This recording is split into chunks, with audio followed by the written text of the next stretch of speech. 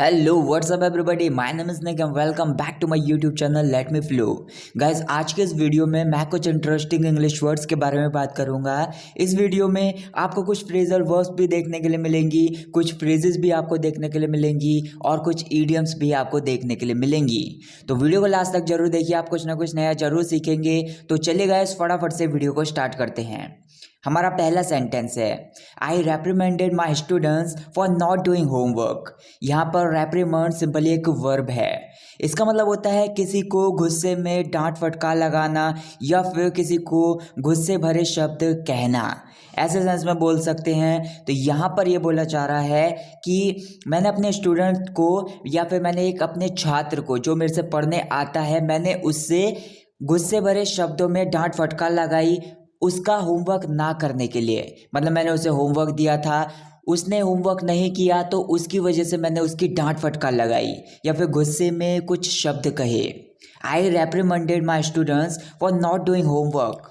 You should be on the top of the world, you have got a खुशी job. यहाँ पर खुशी simply एक एडजेक्टिव है। इसका मतलब होता है कि कुछ है जो बहुत ही ज़्यादा आसान है या फिर बहुत ही ज़्यादा आराम पहुँचाने वाला है, मतलब बहुत ज़्यादा आरामदायक है। यहाँ पर एक ईडियम है, B on the top of the world. इसका मतलब होता है कि बहुत ज़्यादा खुश होना किसी चीज़ को लेकर या फिर किसी चीज़ की वजह से हद से ज़्यादा खुश हो जाना। तो यहाँ पर ये बोला जा रहा है कि तुम्हें बहुत ज़्यादा खुश हो जाना चाहिए क्योंकि तुम्हें एक आरामदायक या फिर बहुत ही ज़्यादा आसान जॉब मिली है। You should be on the top of the world. You have got a cushy job. He had started off the teaching in 2018.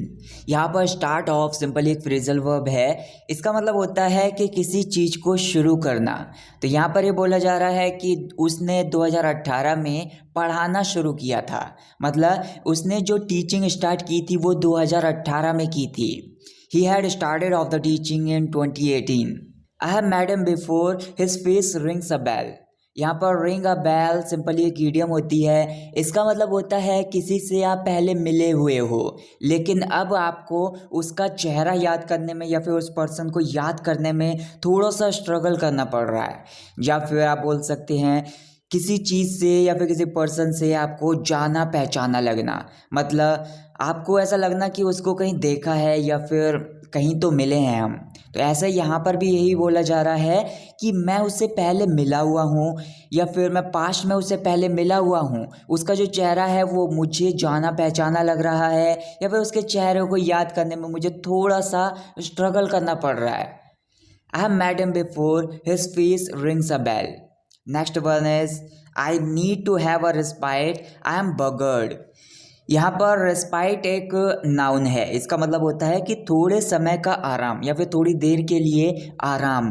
बगड़ यहाँ पर एक एडजेक्टिव है। इसका मतलब होता है कि कोई पर्सन है वो बहुत ज़्यादा थका हुआ है, मतलब बहुत ज़्यादा बेआराम है, कंफर्टेबल फील नहीं कर रहा है। तो यहाँ पर यही बोला जा रहा है कि मुझे थोड़ी देर के लिए आराम करने की ज़रूरत है, मैं बहुत ज़्यादा थका हुआ हूँ या फिर मैं हद से ज़्यादा थका हुआ हूँ। I need to have a respite. I am buggered. I can't be doing with all the shouting of children. यहाँ पर can't be doing with something ये एक फ्रेज है। इसका मतलब होता है किसी चीज़ को सहन ना कर पाना या फिर किसी चीज़ को बर्दाश्त ना कर पाना। तो यहाँ पर ये बोला जा रहा है कि जो बच्चों की चिल्लाहट है या फिर जो बच्चे चिल्ला रहे हैं, मैं इस सब को बर्दाश्त नहीं कर सकता या फिर मैं इस सब को सहन नहीं कर सकता। I can't be doing with all the shouting of children.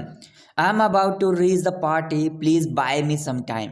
यहाँ पर बाय टाइम एक ईडियम होती है। इसका मतलब होता है कि कुछ करने में देरी करना ताकि आपको और ज़्यादा समय मिल जाए या फिर आप कहीं पर पहुंचने वाले हो, वहां पर पहुंचने में आपको थोड़ा सा टाइम लग रहा है तो आप किसी से बोल सकते हो कि बाय मी सम टाइम, मतलब मुझे कुछ समय दे दो ताकि मैं वहां पर पहुंच जाऊं, तब हम प्रोग्राम स्टार्ट कर सकें।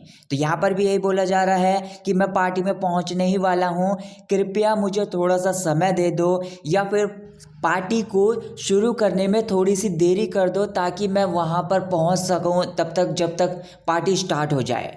I'm about to reach the party. Please buy me some time. Tell him what to do now so that he can crack on with the work. यहाँ पर crack on with something simply एक phrasal verb होती है। इसका मतलब होता है किसी चीज़ को शुरू करना, मतलब किसी चीज़ को शुरू करना बहुत ही फुर्तीले तरीके से या फिर बहुत ही ज़्यादा एनर्जी के साथ किसी चीज़ को करना शुरू करना।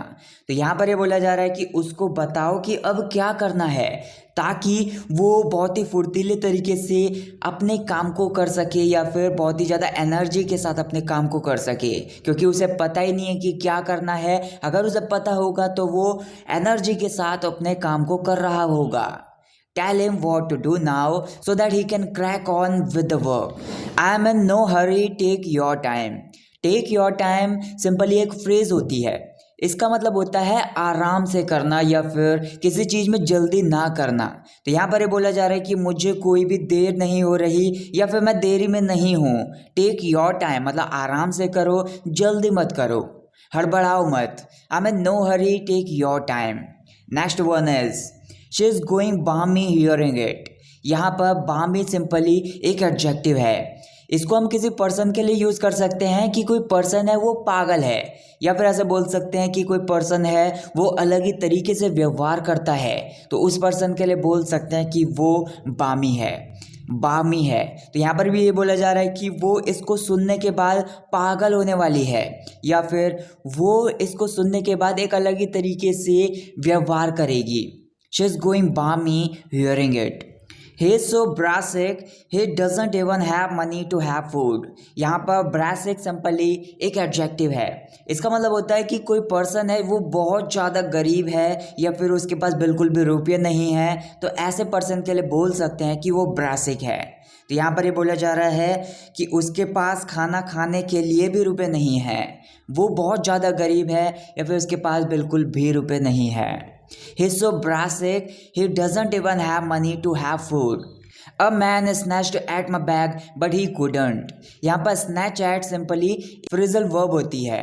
इसका मतलब होता है कि झपट्टा मारते हुए किसी चीज़ को छीनने की कोशिश करना, या फिर झपट्टा मारते हुए किसी चीज़ को या फिर किसी पर्सन को पकड़ने की कोशिश करना। तो यहाँ पर ये बोला जा रहा है कि उसने मेरे बैग को झपट्टा मारते हुए छीनने की कोशिश की एक आदमी ने, लेकिन वो छीन नहीं सका। A man snatched at my bag but he couldn't. Doctor made so many appointments so that's why doctor is too busy today.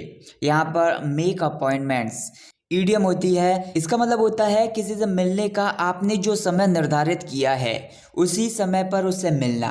तो यहाँ पर ये बोला जा रहा है कि मतलब डॉक्टर ने अपने पेशेंट से मिलने के लिए बहुत सारे समय निर्धारित किए हुए हैं, तो इसी की वजह से डॉक्टर आज बहुत ज़्यादा बिजी हैं।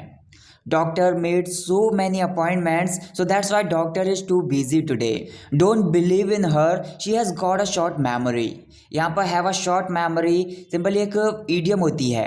इसका मतलब होता है चीज़ें हो जाने के बाद चीज़ों को भूल जाना, मतलब किसी के पास भूलने की आदत होना, मतलब जो भी उसने किया है या फिर जो भी उसने सोचा था, किसी से जो भी उसने बातें की थी वो ख़त्म हो चुकी हैं, वो पास्ट में बीत चुकी हैं, लेकिन प्रेजेंट में अब वो उन सारी चीज़ों को भूल चुका है, उसे भूलने की आदत है, ऐसे बोल सकते हैं। यहाँ पर ये बोला जा रहा है कि उसकी बातों पर विश्वास मत करो, वो एक शॉर्ट मेमोरी है उसके पास, मतलब उसे भूलने की आदत है या फिर चीज़ें हो जाने के बाद वो चीज़ों को भूल जाती है।